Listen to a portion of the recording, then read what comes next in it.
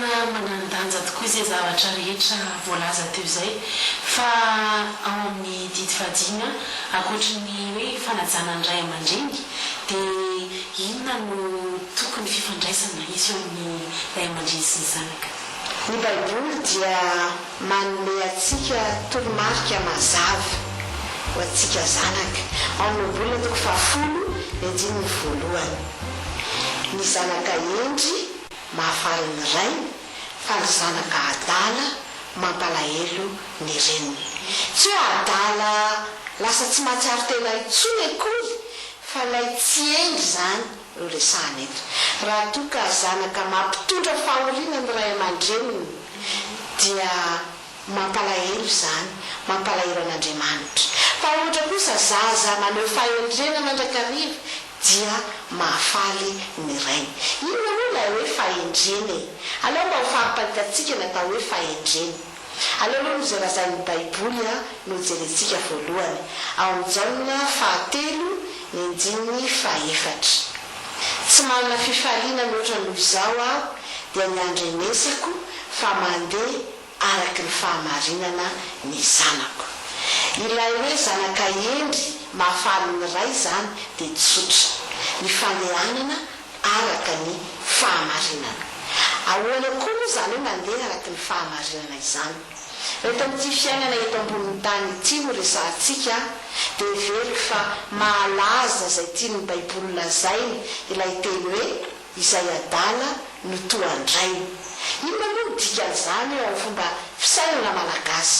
Fomba fisainana malagasy dia izao fotsiny: raha fahendrena dia tokony ohatra ny fahendreniny ray aman-dreniny ny fahendreniny zanany. Aka ohatra tsotra dia tsotra. Raha ohatra ka mpampianatra any amin'ny fanabeazana fototra ny ray aman-dreny dia mba farafaratsiny le zanaka mba hoe mpampianatra any amin'ny ambaratonga faharoa maninona moa raha mpampianatra any amin'ny université mihitsy izany hoe raha manana maîtrise koa ny rainao dia tokony ohatra n'izay ianao zanaka mba manana DEA na doctorat amiko fahamarinana izany mandeha amin'ny fahamarinana ny ankizy ary mihoatra noho ny ray aman-dreniny ny fahendreny sy ny fahalalana.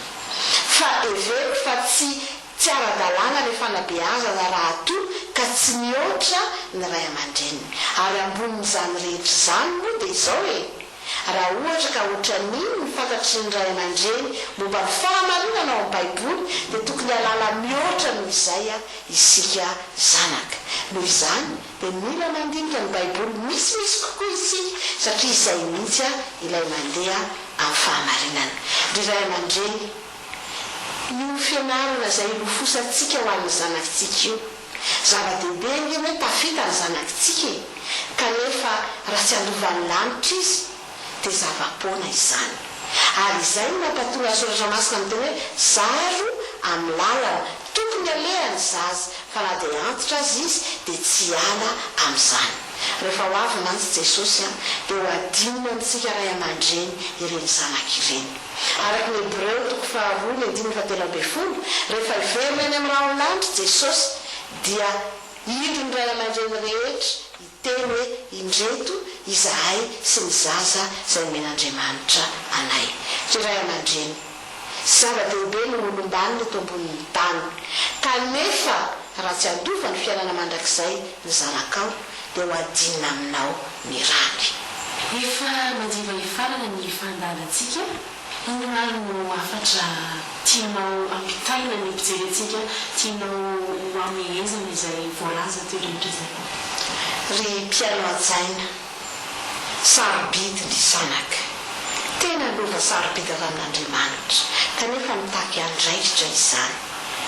Ny fandrin'Andriamanitra mantsy dia niatonga amin'ireny zanantsika ireny olombaniny manana maha izy azy eto amin'ity tany ity, miaina amin'ny fahamarinana sy amin'ny fahitsiana amin'ny fanajana eto amin'ity tany ity, kanefa koa dia hiaina ho afindra any an-danitra ny tokantranontsika rehetra. Izany ny fandrin'Andriamanitra lalina indrindra dia nitezantsika ny zanakitsika ho any an-danitra. Ary ho antsika zanaka dia ny fampitondra amin'ireo ray aman-drenitsika ka ho fifaliana ho atsika rehefa miveriny jesosy milaza hoe jesosy io ireto koa ny ray aman-dreniko hiara-dova ny fiainana mandrakizay izahay miaraka aminao zay miavatra ho atsika ry zanaka ry ray aman-dreny tsy tsika hovery fotsiny efa zay fa aleo asiana vavaka ny vavaka azo mitsahatra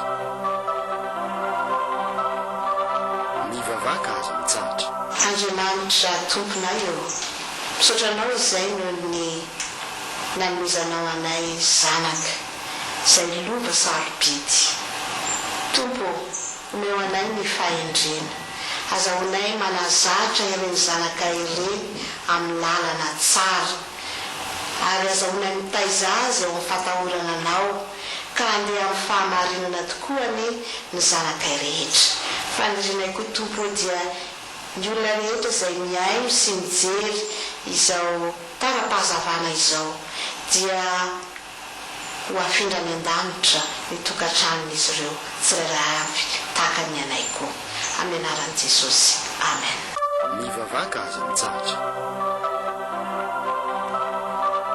ny vavaka azo mitsahatra hatretondray no farana ny fahandarantsika ry mpijery tsy haineny tsy saotra anareo izay nanaraka izany hatramin'ny farany ary misaotra indrindraindrindra ny vahintsika dia tsy izy zany fa i frediny na ravanjavelo mankasitraka anao tompoka no ny fahatongavanao teto amin'ny tara-pahazavana nanazava izay mahazava-dehibe ny zanaka izay misaotra anareo koa nanasa fifaliana ho amandrakariva ny miaraka amin'ny tara-pahazavana mizara izay kely mba fantatro kanefa mety asoa tsirairay avy koa dia raiso ampifaliana izany fahazavana izany ho mpitarika ny tokantranontsika tsirairay avy mandra-piona tompoko mandra-piona zaloy lo hevitra lehibe manandanja koa no odiny atsika indray eto amin'ny heriny mbola manasanao anaraka hatrany ny tara-pahazavana isaorana manokana ny charme beauté afasapetona no amin'ny taovolo